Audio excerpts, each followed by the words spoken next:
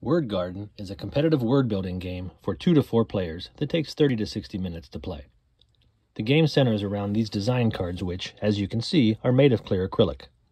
Each card has a pattern of plants on it that is mirrored on the other side, and each of those plants has a letter on it.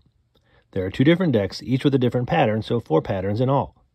Each design card also has 1 or more extra icons on it that are used for bonuses.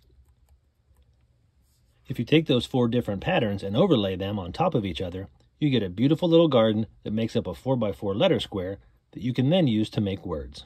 And that's the main mechanism used in Word Garden. This is a typical mid-game setup.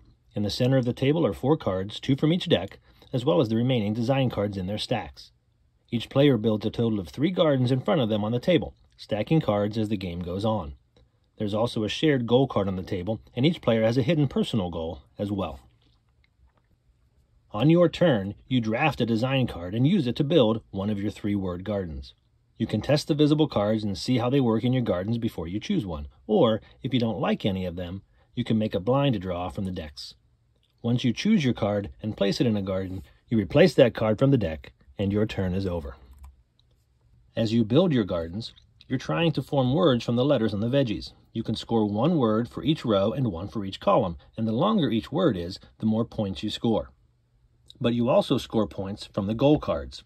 Each player will have their own goal that only they score from, and there will also be a shared goal that applies to everyone. At the end of the game, players add up their scores for the words they formed as well as the goals, and the player with the highest score wins the game. And that's how you play Word Garden. Thank you so much for watching.